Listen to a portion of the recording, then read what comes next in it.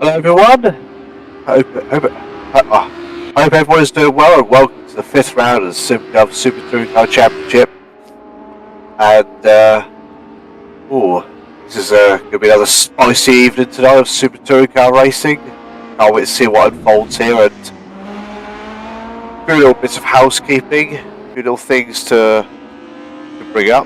So, for those that watched the last week, you knew that Gregor Hojcik did not attend due to his broken ankle, and that is still the case.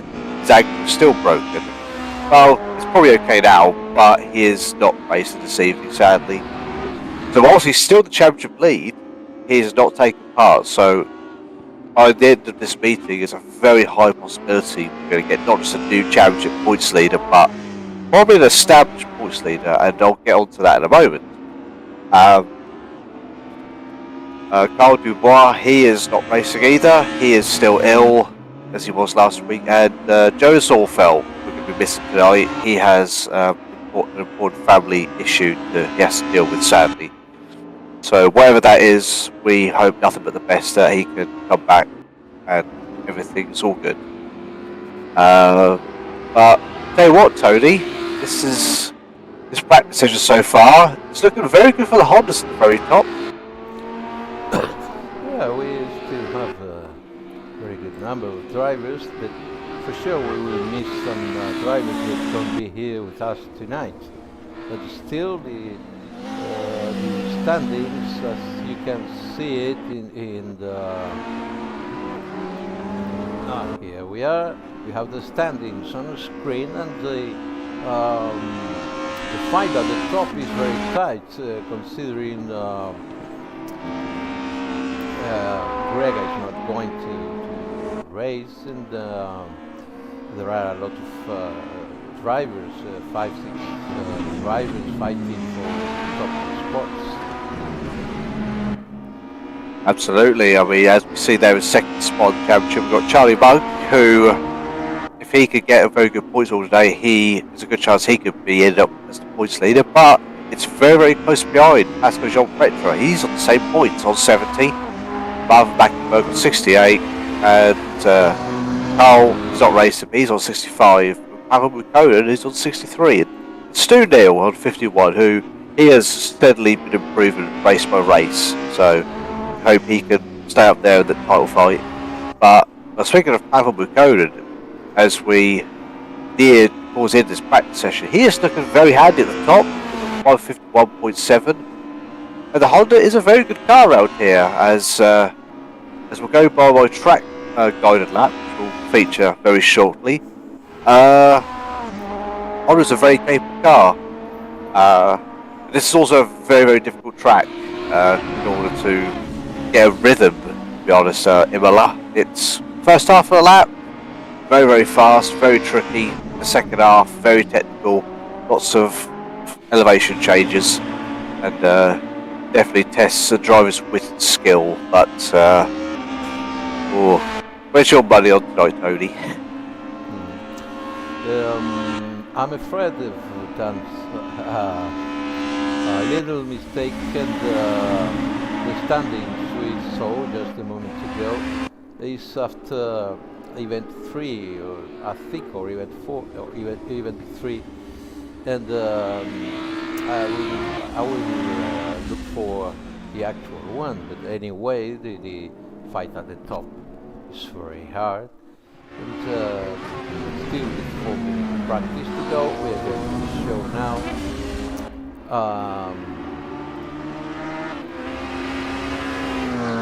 Oh yeah, I have them.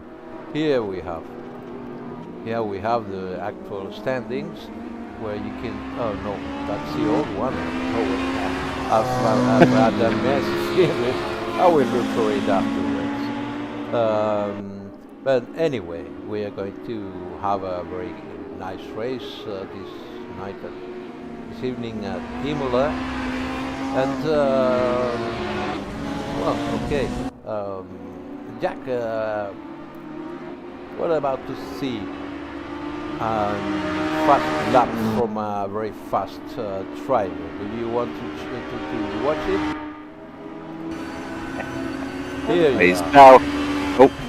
Oh, beautiful. Here you have. That's a really fast driver around Imola.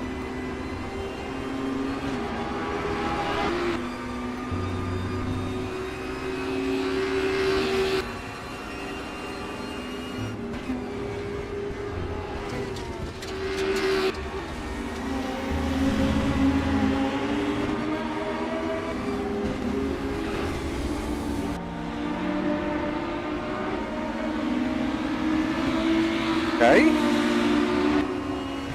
Good so far. I'm going to jinx myself.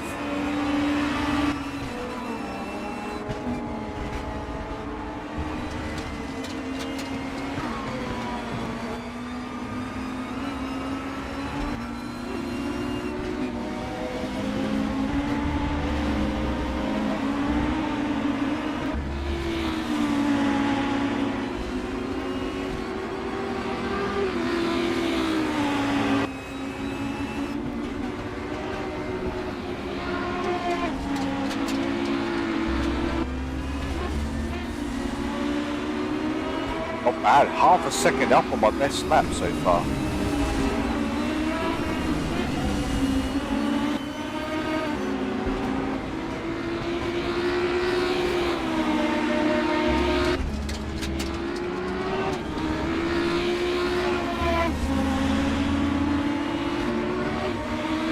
Okay, so I'm going to finish 5th. And with my quickest lap here, this is going to put me in the high 51s. Nice. I'm happy with that. On the complete default setup. And a front wheel drive car.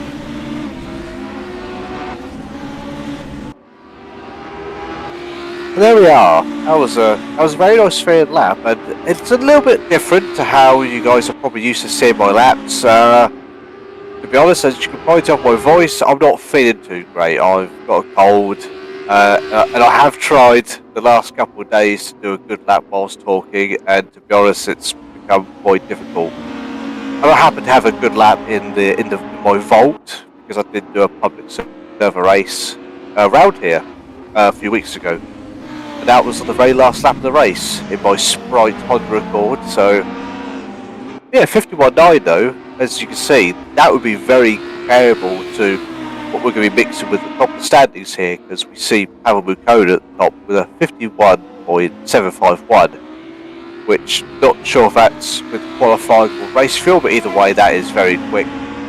And Marvin Blankenberg just 1/10 behind with Pastor John Petra, a further 10th behind, just 2/10 behind Pavel in 3rd. So that lap time I felt was pretty good to do at the time, but that was the quickest lap of that race. So probably as good a lap as I could do, and I definitely could not do that right now whilst I'm feeling pretty bad. We soldier on as practice nears its conclusion. Just a reminder of everyone, top 5 in standards do have a success weight. Now, 2 of those 5 drivers are not participating tonight, so I think Charlie Monk is going to be having full, but not full, sorry. He's going to have 20 kilos of ballast. Is that correct, Tony? Yeah, you're right. Pavel seems to be very fast here, and he has the advantage that have no ballast as he's in P6. So it will be a very good race. It can be a very good race for him. Let's see. But the things at the top seems to be like most of the races very tight. Here you have all the drivers going out for the quali. Let's see who takes the pole. Yeah, Pavel Mukona, who drives for I Want to Join for a top team. Or I Want to Join a top team. It's a very interesting team. I get the feeling there's a lot of people who are on it, who are in that team. Tell you what though, it's not going to do Pavel any harm if he could get himself a win zone, potentially a double win. That's it's only going to boost his chances of getting himself top team or top drive somewhere. Tell you what, Tony, I did notice at the end of practice, not really any Audis at the top. I mean, this does not look like to be a track that is too polite to the Audi. Looks a bit.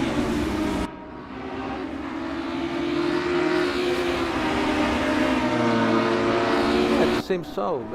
The Audi has the advantage of the four-wheel drive and the disadvantage of being much more heavier than the other cars. So I think it's normal that in some tracks the Audi has a big advantage and some others the Audis are not at the front. It seems that maybe due to the long main straight, the Honda and Volvos can take advantage of the high top speed. Yeah, to be honest, they will indeed, because as I found out from a public server race here, I was right behind an Audi, and I pulled out halfway through the front straight, and I was already fully alongside by the time making the turn one. So they do suffer in a straight line. So that's while some parts of the track, the Audi's going to be very, very quick, just like in the first sector of the lap, especially. It's going to suffer in some parts, especially when you're going uphill. Speaking of Audi, we've got the Jim Best representing the Audi, who is always looking to. He's always upbeat. I speak to him a few times on Discord. He's always an upbeat guy. He's always just happy to participate in this championship. And never seen him get involved in any issues. I tell you what. So he's a good, I'll say, a gentlemanly driver. Yeah, you're right. He's a gentleman driver. He's, let me say, the oldest driver in this championship, and he's not a slow driver. He's a good one, and of course he's a gentleman driver. He's always very fair.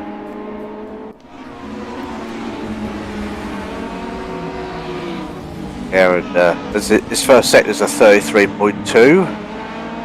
It's not too bad. Or struggled a little bit through. I think that was Acqua Minerale. I need to get my corners correct, otherwise some Italian sim racers I know might be very, very bad for me. They're very passionate, they are. And as the front two guys who started their laps come towards the line to finish their first laps, that's for John Pritchard leader Pavel Bukonin. Across the line, Pavel. Oh, with a 51.3, I tell you what, that was a strong bit of slipstream he got the head to the line, but that 51.3, that is going to be a very difficult time to beat, I'll tell you. That's a good lap time. Pascal still, that's good for him in second. That's a good lap time with no slipstream at all, and really tells you the strength of slipstream they were getting from each other, because Stu Neal was in third place, 1 second off. And I get the feeling some people invalidated their first laps. They've only got 7 laps on the board, and I'm pretty sure nearly everyone's crossed the line.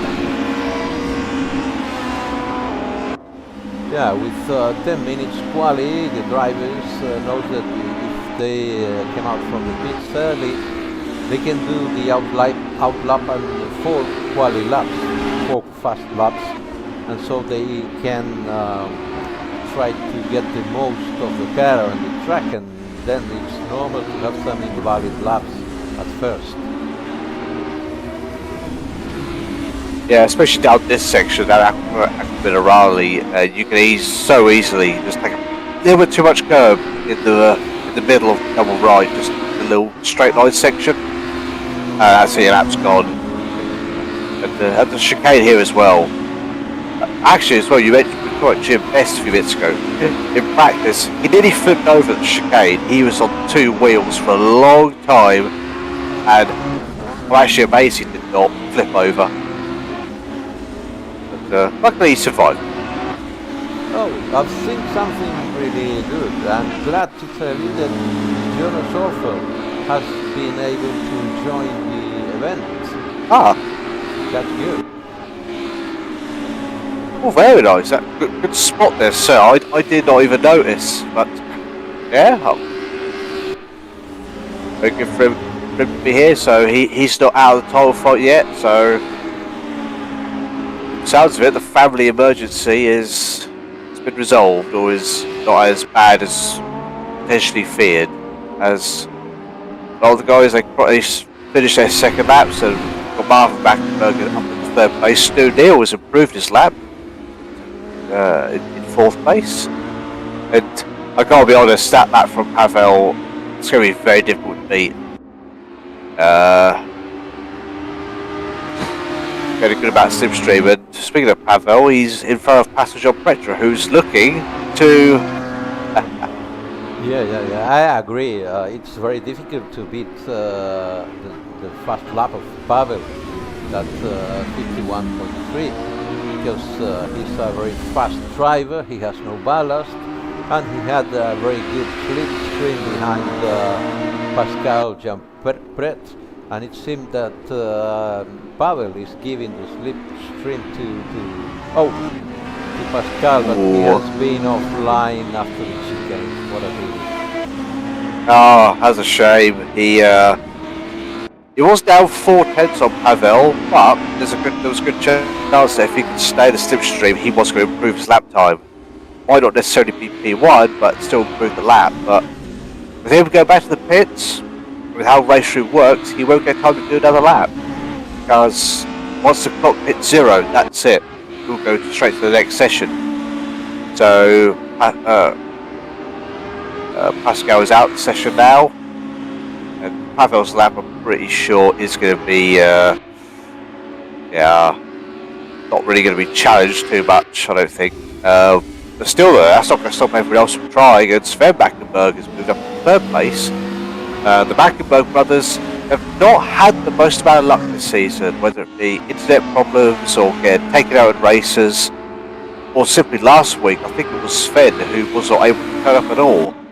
So I think as much as the twins, they want to have a very, very high score in points event, they just want to just get to the end of an event with no problems at all.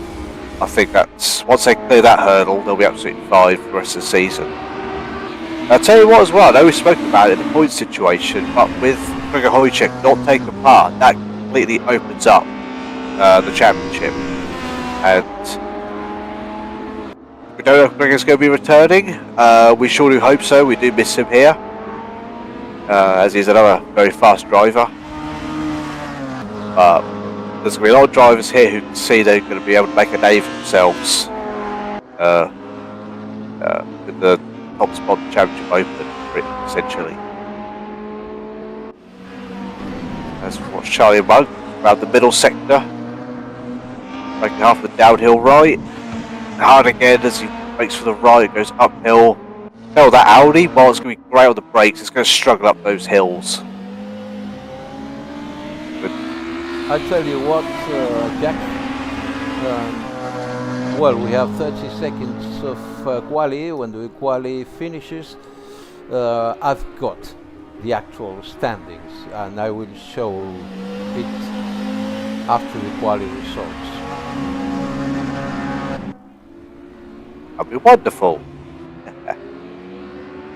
As qualified draws to close, as we come to the end of it, Hamilton carried on a pretty comfortable pole position.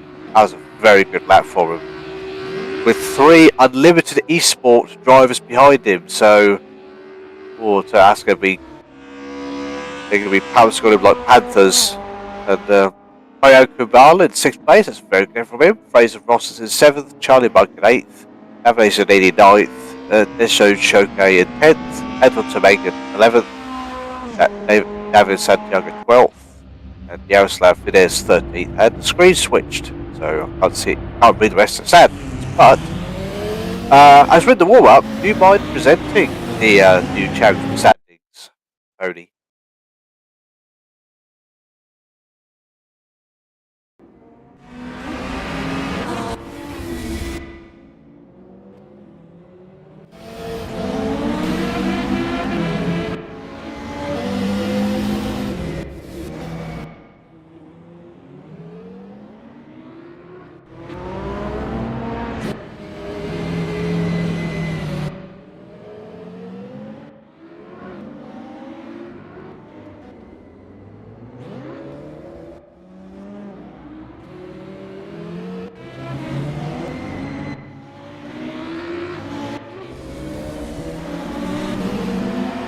does indeed, with a total as well of 52 points on offer. I think I'm trying to remember exactly. I think we do have a point for fastest lap. Or was that a point for pole position? I'm trying to remember. No, we do have a point for fastest lap. So 25 points for race win, 20 points for second, 16 for third, 13th for fourth, and 11th for fifth, with a point for fastest lap. So we're essentially going to be guaranteed a new championship points lead at the end of this event.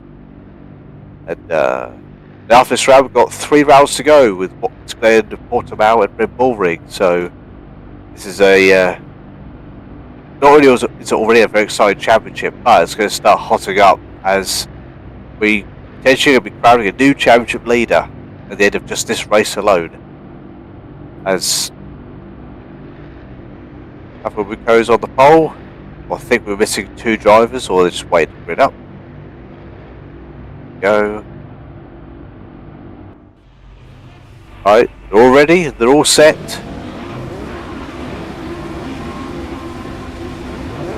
As the revs rise at Imola, race is about to start, any second now.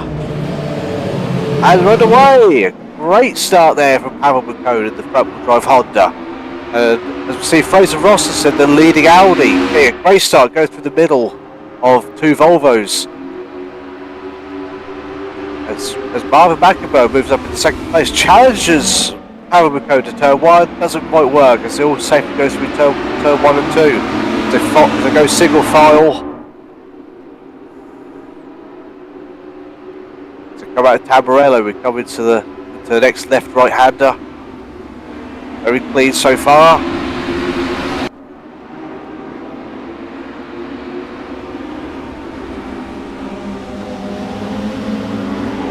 Through the left. Tell you what, not really any argy-bargy, which is very good and very surprising to see on the very first lap. Pavel gets a few tenths of a second lead to come hill with Marvin Mackenberg in second place. Was gained a spot over Pascal John Petru, who's now in third.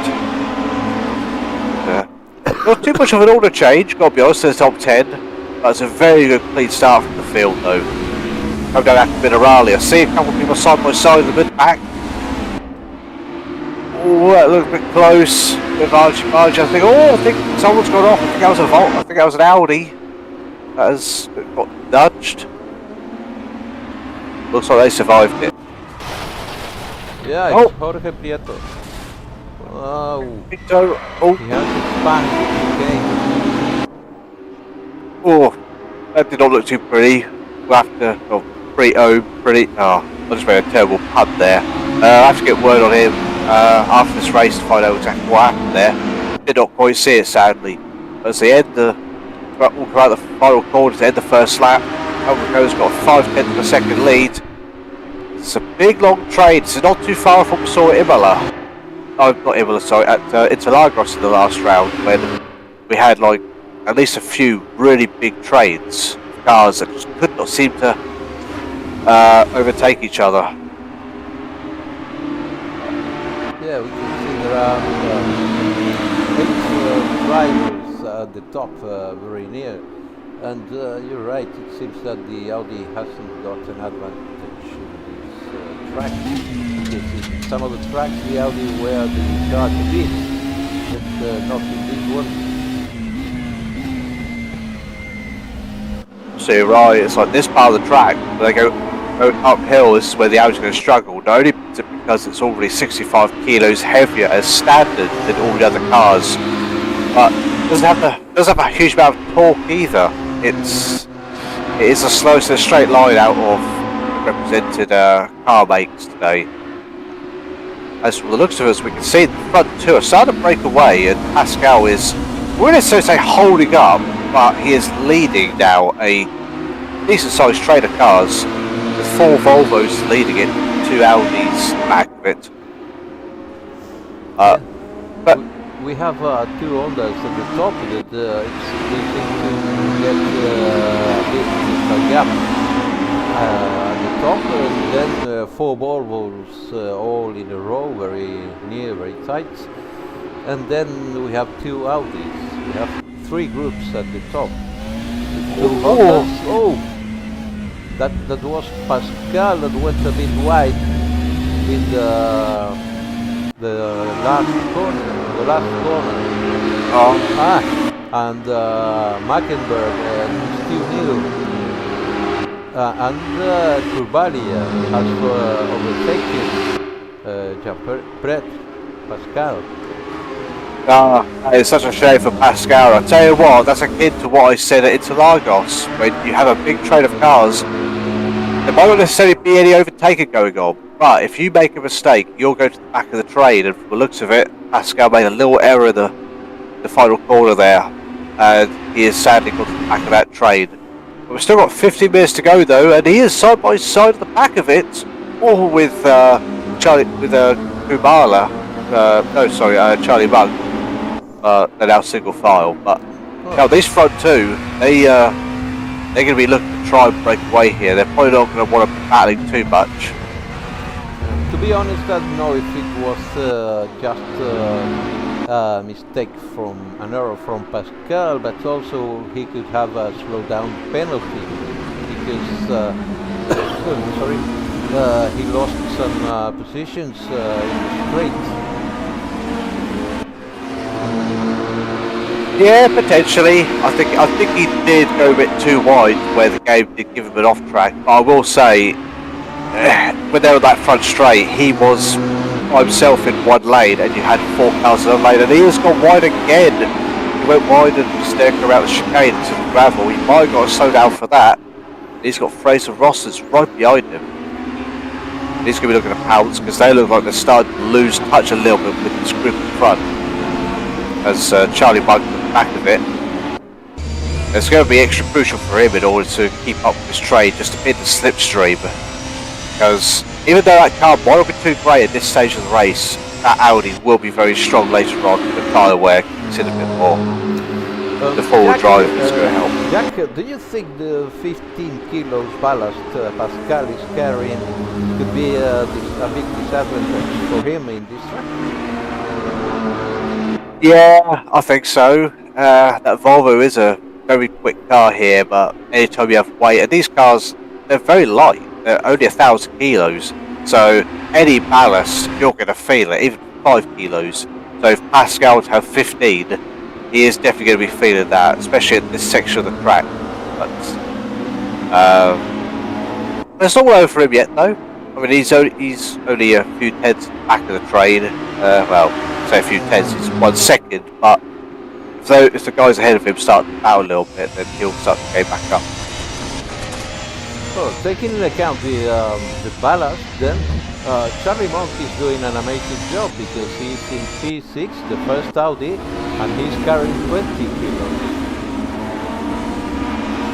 Yeah, he's he is doing a good job, but another crucial thing though is if you're in a train of cars, unless you get yourself into a rhythm, then all you're going to be doing is losing time. Charlie, he is what he's in so far, and this could be a commentator's curse potentially.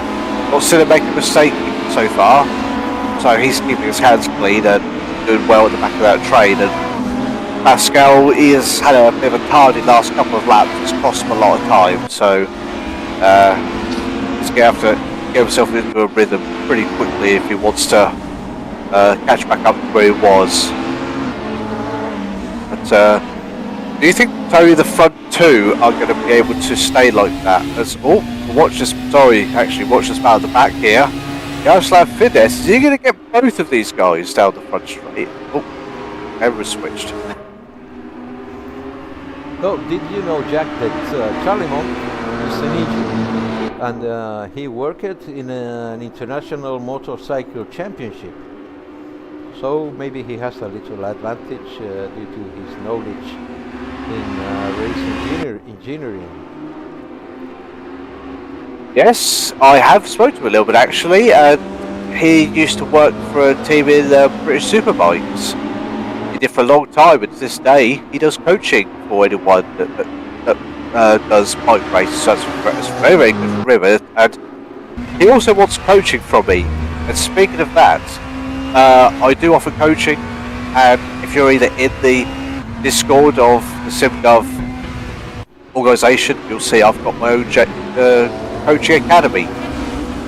Very affordable. Just hit me up and let's get you on track. Let's get you faster. Let's get you at the front of the field.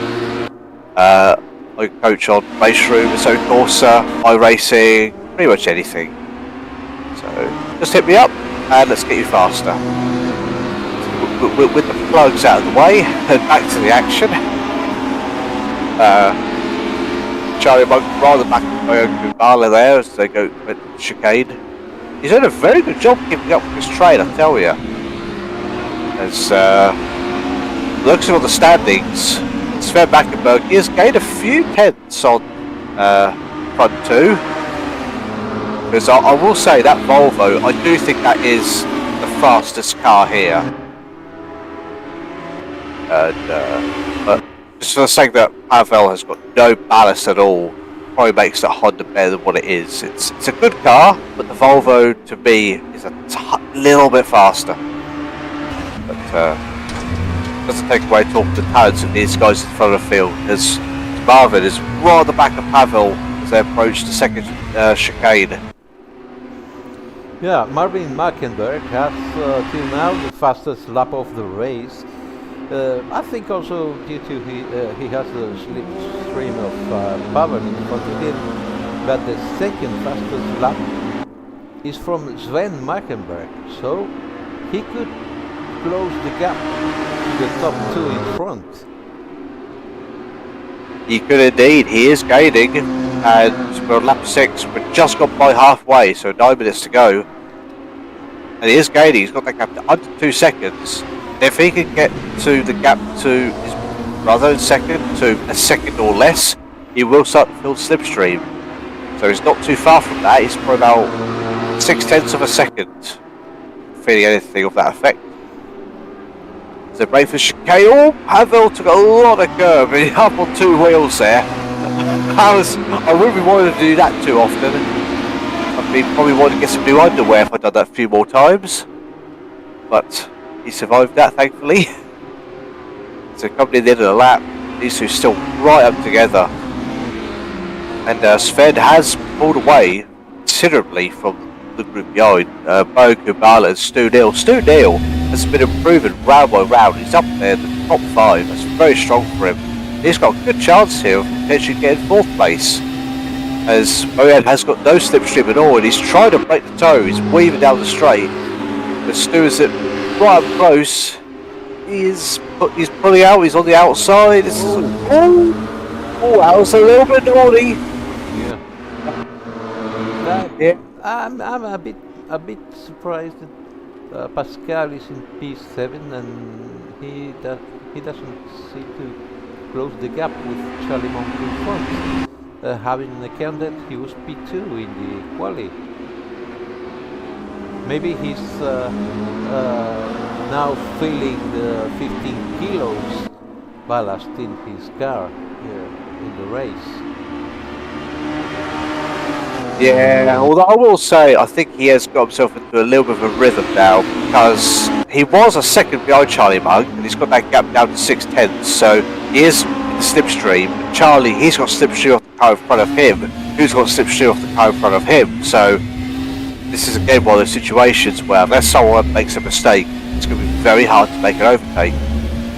And, you know, Pasco is going to feel a little bit hard done by, but this championship is very, very competitive. You make one little error, you'll go right to the back of the queue, and that is indeed what happened with Pasco, sadly. As coming out of that chicane, Pasco went a little bit wide as well compared to those in front, so he's still right there. He's in the thick of the battle. As let's look at the leaderboard, Marvin, he's dropped back a little bit from Pavel on. He might have made a mistake, I reckon. He's 7/10 behind. He's nearly out of slipstreaming range. As Sven is 1.3 behind his brother. Yeah, Pavel has opened a little bit the gap. Marvin is now so close behind him. And Sven is closing the gap with his twin brother Marvin. Yeah, he is close a little bit. It's actually more impressive that Marvin's up there because he's got 10 kilos of ballast, so he'll be feeling that. So, the fact he's up there racing Pavel as hard as he is, that is very impressive while he's got the ballast. So come through, that left-right, Charlie Monk tipped the wheel the gravel, that is going to slow him down, he's going to have dirt on his tyres for a couple of corners. That's the one thing with race room, the moment you clip the grass on the gravel, you have very limited grip for about 10 seconds. And as we can see, Charlie has not lost touch, but he has dropped back from Stu Neal in 5th. So this could be easy follow there for Pascal right behind, who again is probably still a bit annoyed at himself for making that little mistake earlier. Where he was in 3rd place. As we look in front, is that Stu Neal up the inside of Imola up to 4th place. Very good from him. Good overtaken. To be honest, probably good from Boyan that he didn't defend, because if he did, they would have both lost a lot more time and made themselves pretty easy targets for those behind to battle them, but well, I don't think these two are all over yet. It's probably not a good thing to be the leader of this train, because if you're leading it, you've got no slipstream at all. So down a straight like this is where you're going to see Boyan. I think he's definitely going to make an attack. Stu, I thought he was going to defend, but no, he leaves the inside open. Boyan pulls back out, he's on the inside. A little bit of rubbing down to turn 1. Oh boys. This is touring car racing, but this league does pride itself on being very fair, very professional. Especially as one of the best rule books in any league you'll find. Come through the left and the right. Back up to 4th place. As we come back to the leaders here, we've got 4 minutes to go, so I'd say 3 laps. And Sven has not really made a dent in the front 2 here. I reckon he only will if those two at the front start to battle.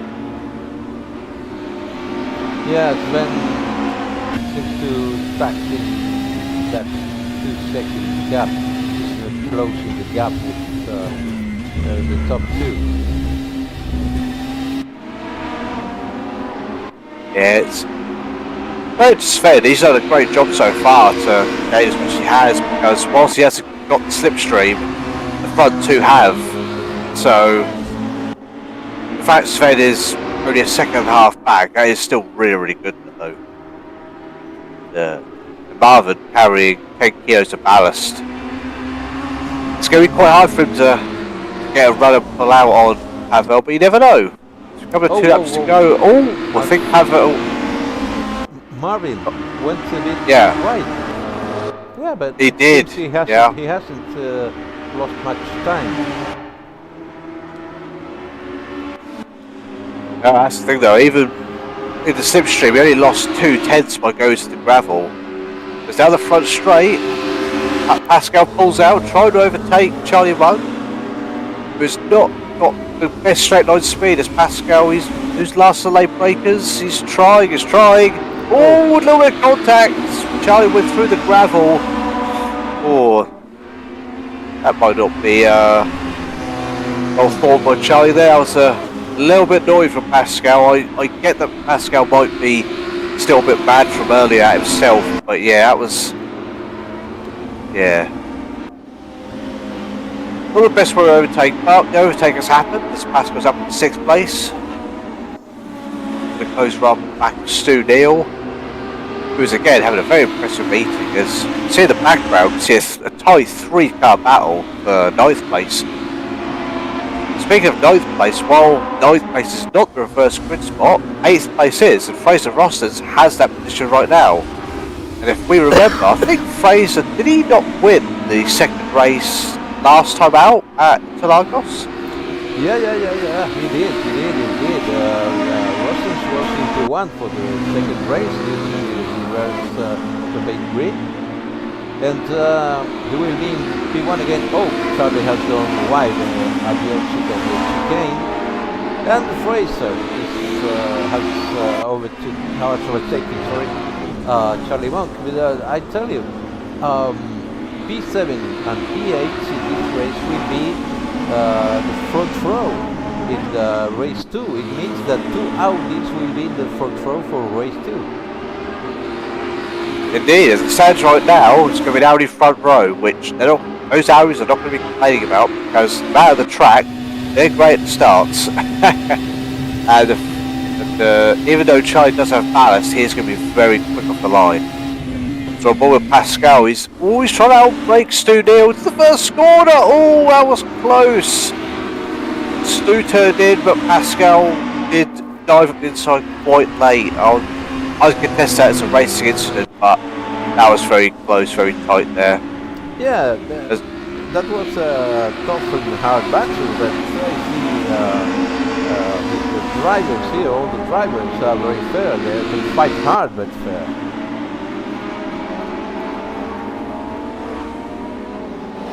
They do, and these guys are very good bunch of guys to race against. I've raced against some of them in public service when I've happened to catch them, and never had a single problem with any of them. It's the ones that don't race this series that I've had a problem with before, where they're a little bit too aggressive. Including a name or two that have raced this championship this season are not here anymore. We are in the last lap, and it seems Pavel has enough gap to in the race. Marvin in P2 and his friend hasn't been able to close the gap in the top 2, but he's clearly in P3. That's a very good result for him. Absolutely, I tell you what, as we come to the conclusion of the race, Pavel, he has had a really good event so far. Pole position, start from the pole, and he's going to come and win the race.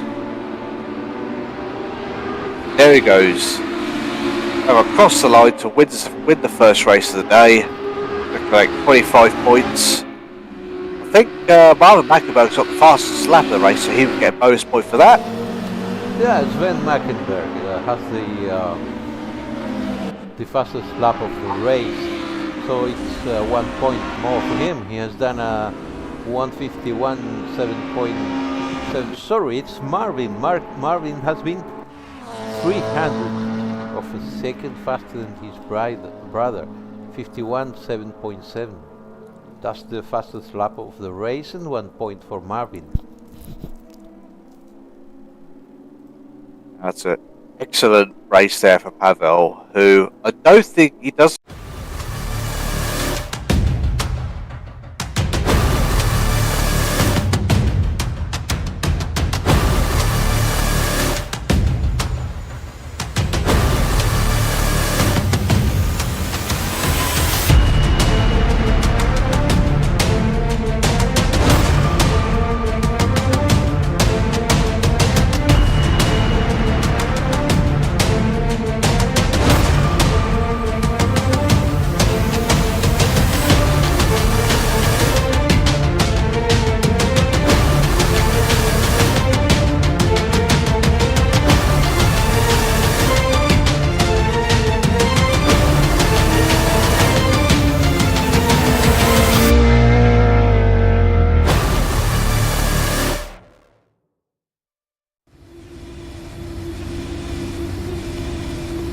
Everyone, welcome back.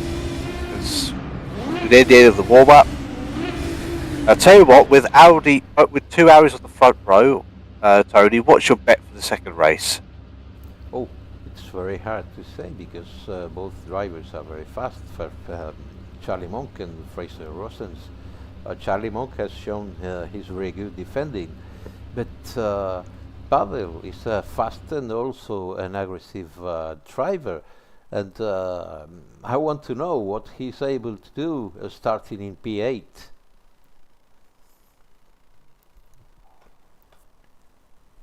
Yeah, and chances are this is going to be his final meeting until he gets success ballast for his car. So I think for Pavel, if he has no problems, I still think something like a podium could be possible.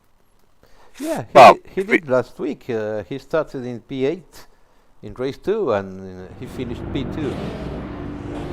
He did indeed. You're absolutely right with that.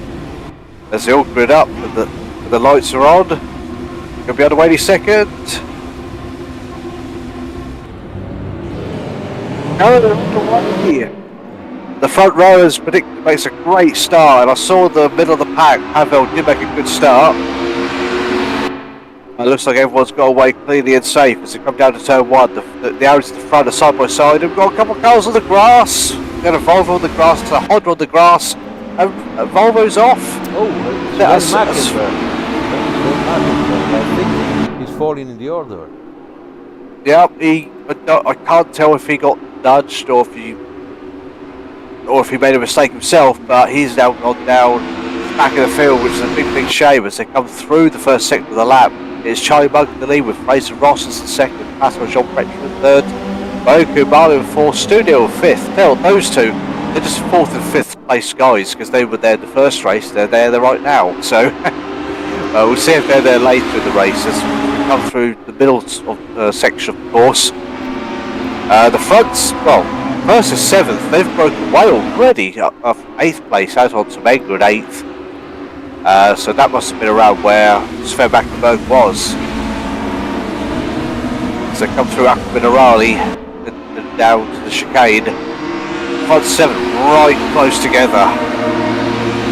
I can tell this is already going to be a very spicy race. Yeah. Charlie Bug, he could take the championship lead if he wins this, I tell you. Yeah, probably. Let's see what the Audis can do in the long straight with 3 Volvos and 2 Hondas behind them. Yeah, it's going to be difficult to hold him off, and Charlie, he's got success ballast, so it's going to be very difficult to hold him off, but you never know what can happen. I'll tell you what, Fraser, he is probably doing the smartest thing right now, updrafted Charlie down the front straight. Yeah, they're doing a kind of team job, teamwork, pushing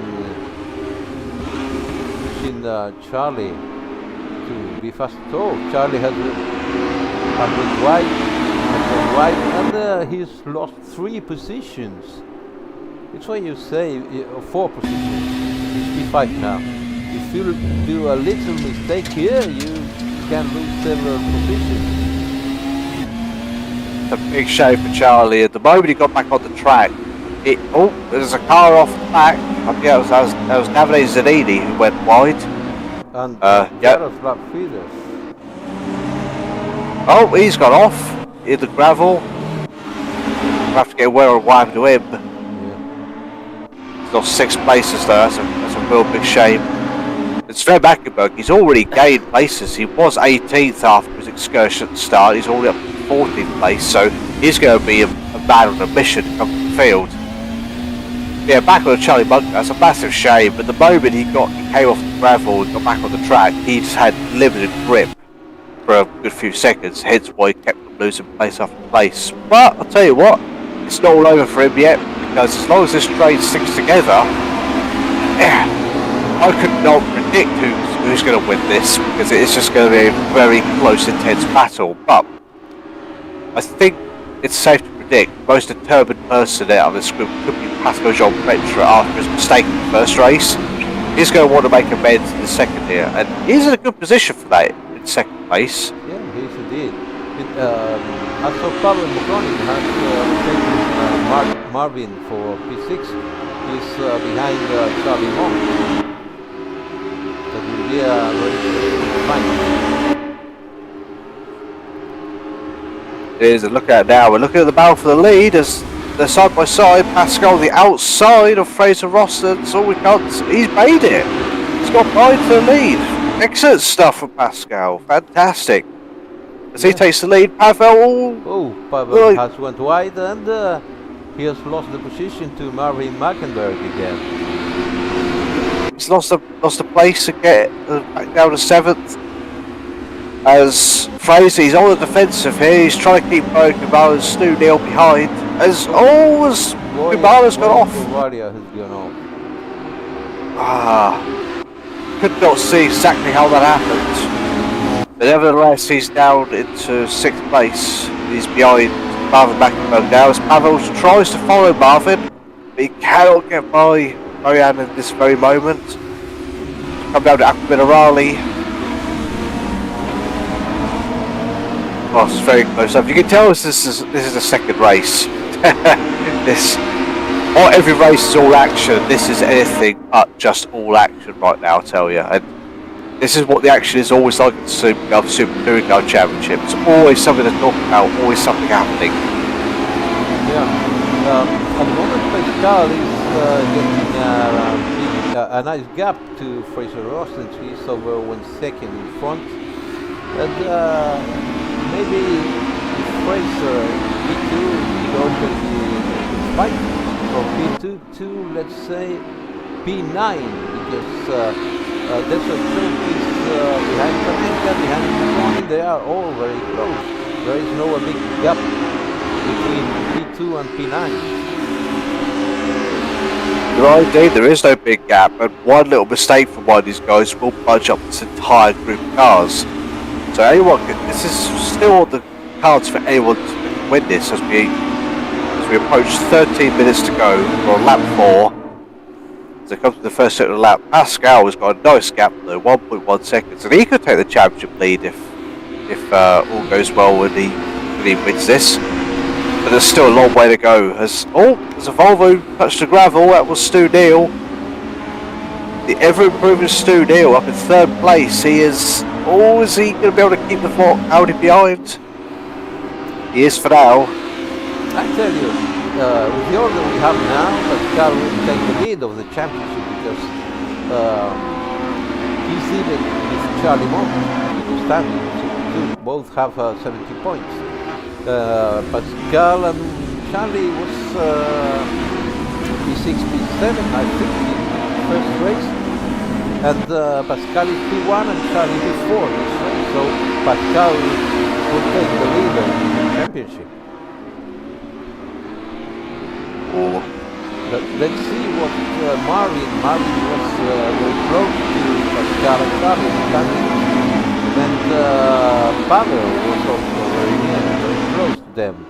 But he's in P7 at the moment. Let's see if he can gain some more positions. Yeah, while Pavel was 6th in the championship going into this meeting, I think he was only about 10 points, 9 or 10 points off from 2nd place, so it's very, very close.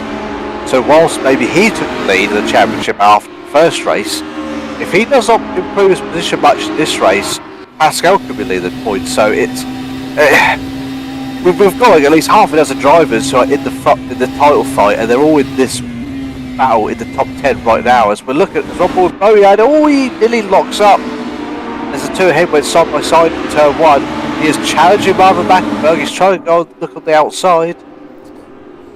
As he gets on the outside, Marvin does have 10 kilos of ballast, so Bojan will be able to get a run. He's going to try and outbrake on around the outside as they go through the left, now through the right. He's done it! All but... Yeah, and also Pavel. Oh. I think, yeah, also Pavel has gained position. Marvin has dropped to P9 behind Desho Shuttle.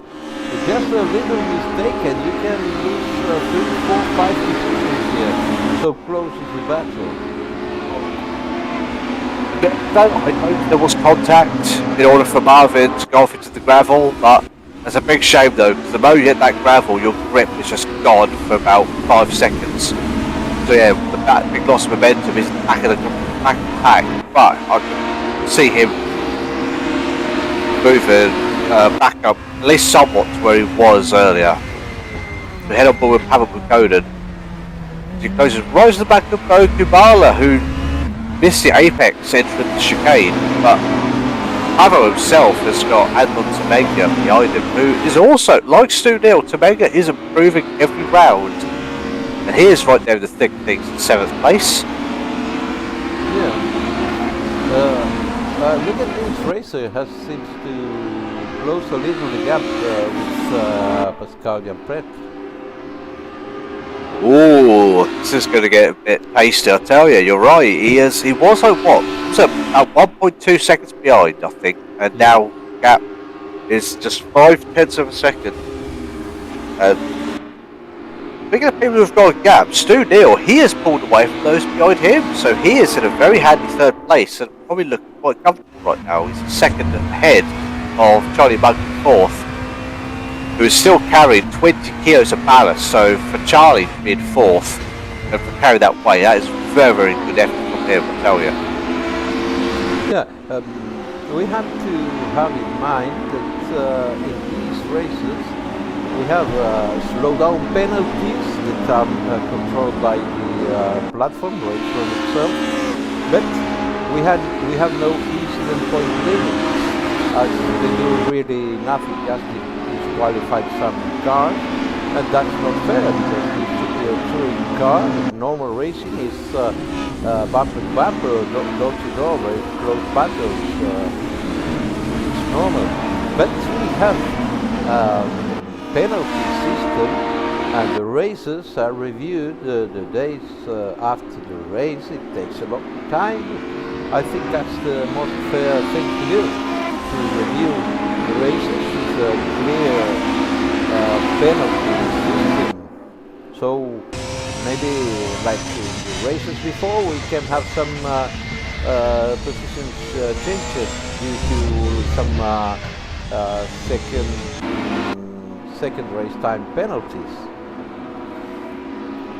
There's always a possibility, you're right, this type of racing is bumper to bumper, and just because you can use your bumper on someone else to get them out of the way doesn't mean you should.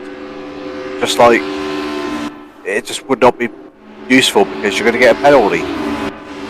And tell you what, this battle's getting quite juicy. Is for, I think it's fourth place. Imola, who's at the head of it, leading an Audi, leading a Honda, so three different cars. As Pavel gets the inside of, oh, he nearly got the inside of Charlie Bug. Not quite work. The looks of it, they're catching, I think they're catching Stu Neal, but a little bit. He's still got 9/10 to a second gap on this group. And no, the front two, they're pulling away. So similar story to last race really, we had the front two just pull away from the rest of the field, leaving the rest just battle for the scraps. But 7 minutes to go, I could not predict how this is going to go. I feel like every lap something's always changing.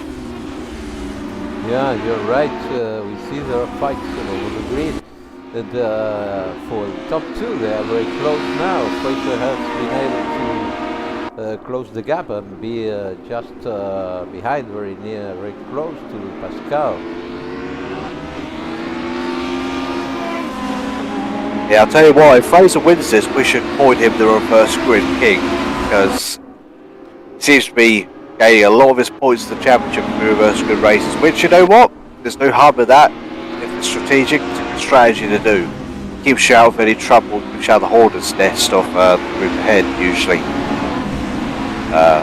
Yeah, Fraser, he's only 1/10 behind. I reckon he could be side by, no, he's not side by side with Pascal. They come down the front straight. So these two are probably far enough where they can be battling, and they're going to be side by side now as Fraser pulls out onto the inside of Pascal, braking for turn one. And with the forward drive, he should be able to get the job done. Oh, it's close. But Pascal using his racecraft there and taking a good entry line to turn one to sweep around the outside and keep the lead. Tremendous stuff here. Yeah, he has shown very good skills holding the P1 there, entering from the outside of the corner. That's not easy at all. No, it's not. I'll tell you what, I'll just quickly mention back to my coaching. I also do teach racecraft as well, which is, I feel like something is one of my strengths, but I'll tell you what, that is certainly a strength of Pascal, because we've said a few times that, and for the people that don't know, Pascal is in his 50s. He probably is not going to be too happy that we're mentioning that, but the fact is he's in his 50s, but he has still got a very wise head on his shoulders, so if you want to try and get by him, it's going to be very difficult. If you try and defend from him, good luck, because you're going to need it. He knows what he's doing, so that front two battle for the lead is going to stay as it is, I reckon, for the rest of the race. As we look at this battle for fourth place, Stu Neal is still at the head of the whole thing. 1 second ahead of Marvin in fourth. He was leading this train of cars. And Marvin Mackenberg, he's you know what, he's not come through this group as I thought he would have been after that little mistake a minute ago in Temecula. Tell you what, he's having a good meeting so far. He's rather back in this group. It's not over for him in order to get a good finish, as we just come under 5 minutes to go. Start at the 9th lap. Yeah, maybe Mackenberg can close the gap and gain some positions. Oh, let me check. The top, they have been again side by side in turn 1, I think. So an interesting battle for the lead of the race. Yeah, this is very, very close stuff.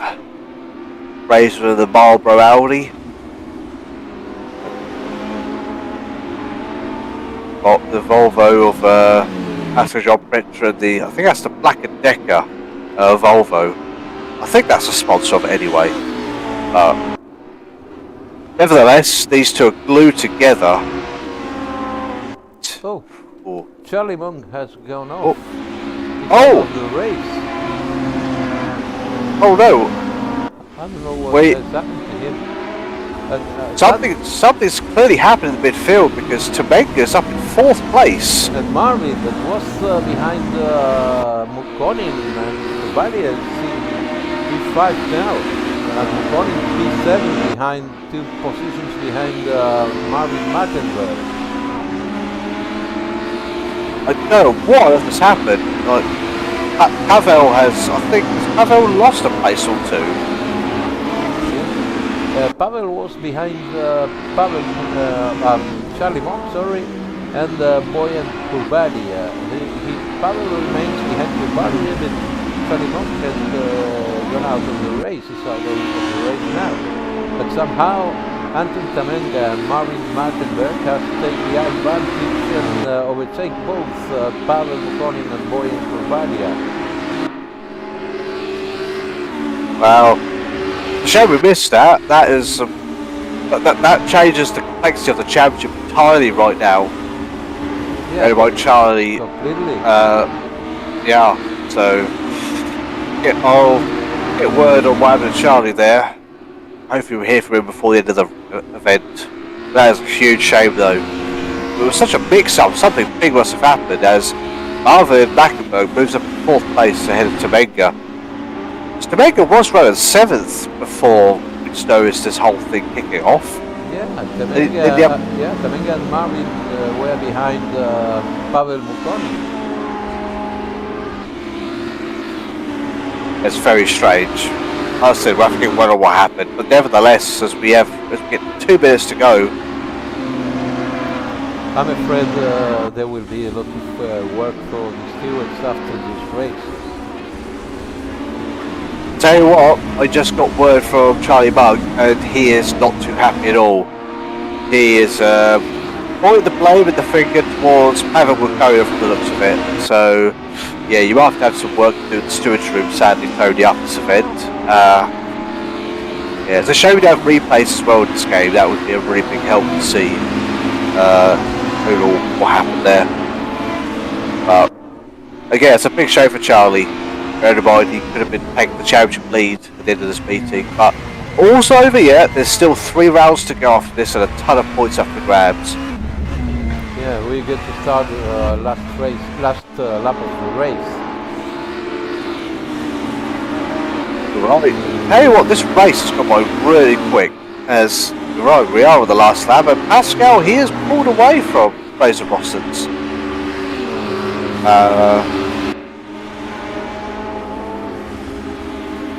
As look at Pavel trying to go to the outside of Boyan there, turn 1. Not sure if he's made it work.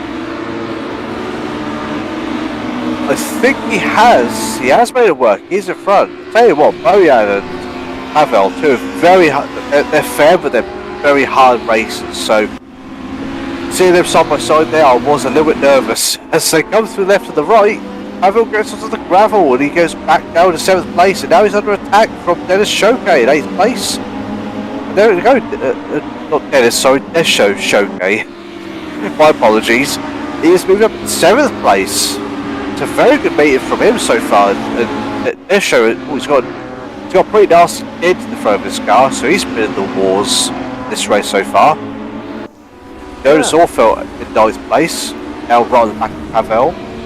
Pavel was fighting with Boyan Kubali, and then this tight grid, tight races, you can fight with another driver, but you must be aware that behind you, you can have 3-4 cars waiting what you do.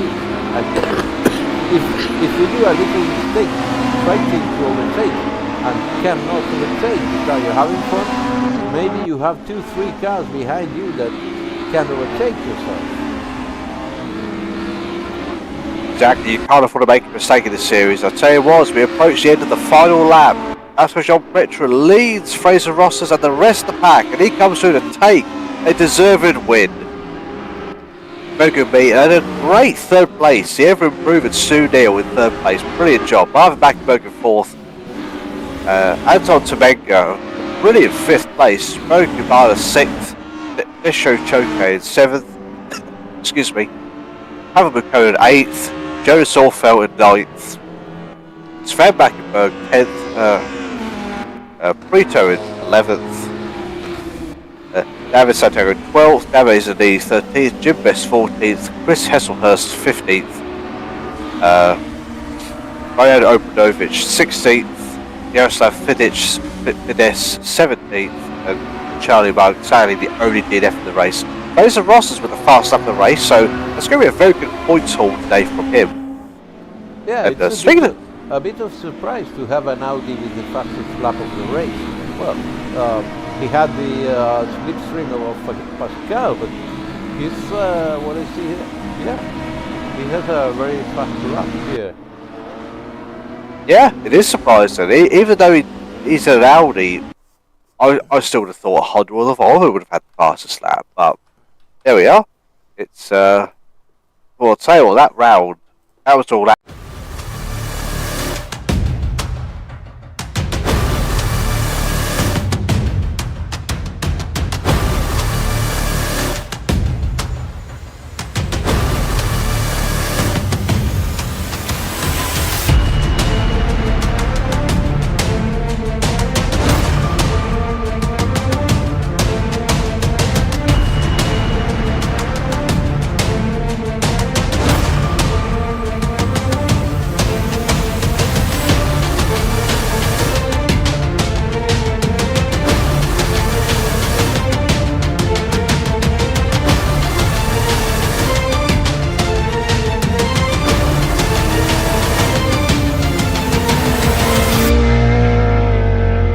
If I try to work out who's in the championship lead, but we'll find out though. We'll find out after the stewards meeting, because it's going to be very busy there. But tell you what, that was a great meeting, Tony, and can't wait for the final 3 rounds of the championship. It's going to be very exciting.